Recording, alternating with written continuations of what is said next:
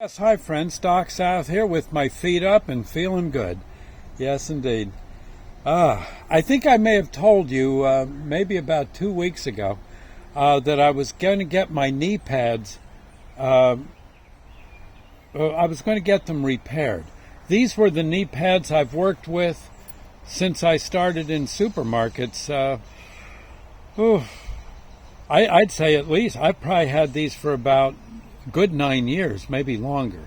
I was at one time wearing the modern day ones that have the kind of the Velcro strap and all that stuff, and are generally made of like a kind of plastic, rough plastic, strong plastic, and those were giving me trouble because, well, they would fall off they would fall down around my ankles.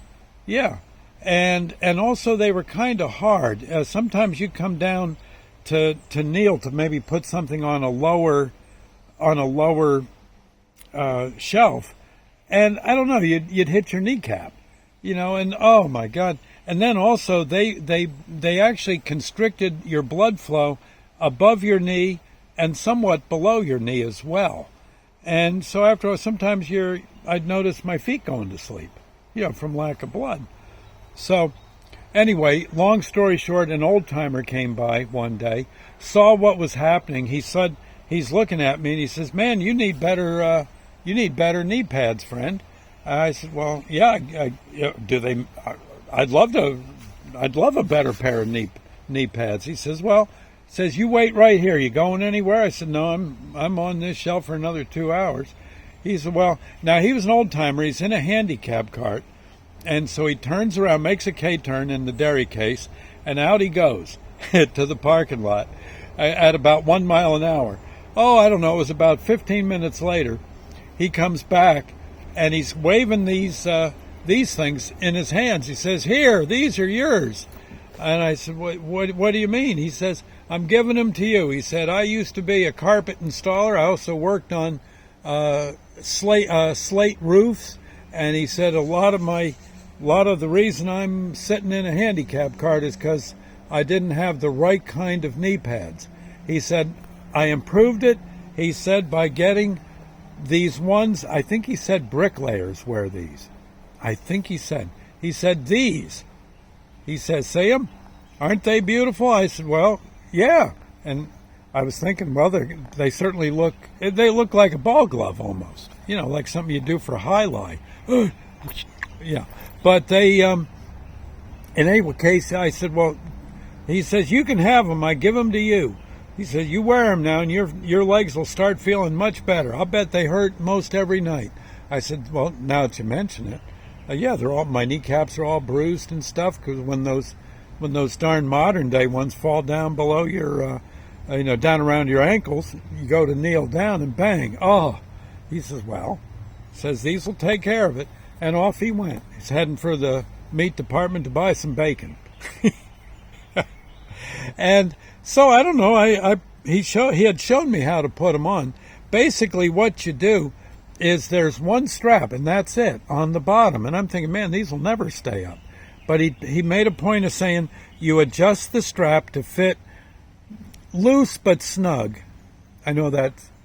In other words, looser than snug and snugger than loose. Okay, sort of in the middle. And what happens is this one particular strap, okay, that one there sits at the top of your calf. And then the rest of the knee pad kind of rolls a little bit forward and tightens it. And so you actually have something that doesn't really pinch you at all. It doesn't pinch you at all, but it holds the way the strap's attached. It stays up, ready to go into action when you kneel down. And now here, okay, you see this one? Okay, I got that on. Can you see it? Yeah, I think so. Okay, well, now if I kneel down, here, bang, nothing. See, I'm almost on a magic carpet of comfort. Yes. And then when I stand up, well, it doesn't fall down around my ankles. Yeah. And I've got pretty skinny legs, Sandy can tell you. Anyway, these were getting, I've been using these for almost eight or 9 years, and they were starting to fall apart. They were getting all torn in here. These parts were, I don't know, they were just kind of, what would the word be? They were loosening. The rivets were coming loose here and there. And in any case, I went, Sandy told me there was a guy who does leather repair in the town of Washington, New Jersey. And, Route 57 goes right through there, right? Yeah, Route 57. And on its way to Easton, Allentown, all that. Okay. And it joins up with 22 when you cross the Delaware. And these,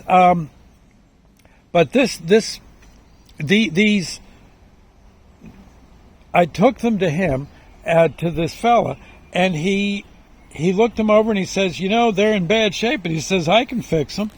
He says, it won't cost you too much. And I said, well, really, you can? He said, yeah, I'll clean them up good for you, and there you go. He says, and he made out a slip, and I came back 1 or 2 times. I know his significant other, a nice young lady, was I think in the hospital, so he said he'd normally get these out faster, but he's been visiting her, which I said, well, that's fine. I said, I'll get by. And in any case, yeah, he put on new straps, redid the rivets, sewed. Do you see all that stitching in there? That wasn't there before. This was like a flap. And you polished them up. All in all, the fellow did a fantastic job. The carpet padding is still the original, but you can see better rivets and all that. Oh my gosh, he did a great job. $40. And I gave him a few bucks extra, to go get a coffee or maybe a card for his lady friend, his significant other. And there you go. I am very, very tickled. These things just came out great. God, I don't know. I was kind of walking around the store for about the past 2-3 weeks, hitting the floor with my knees, and I was starting to get a little worried. But now, I'm not going to worry a bit. And these, even though that straps out a bit, I can just kind of punch it in there a bit. Everything will be fine. Okay, so there you go. Man, I'll tell you. Yep. And again, I think that was Broad Street in the town of Washington. If you're heading west on the main drag, Route 57, it's one of the first blocks you come to after you go past the Route 31 traffic light. And you'd make a left and go down the hill a bit, and you'll see the shoe store. But this guy's something else. I guess if anything you have of leather, he can fix. Got a leather jacket, I'll bet he can fix it. Shoes, with one hand tied behind his back, probably. Good guy. Anyway, doggone it, I am so tickled. I am. This is honestly, I wasn't looking forward to limping around the house in my senior years. So anyway, I'll see you later, friends. God bless that guy. Huh? I know. I'll see you later. Bye now.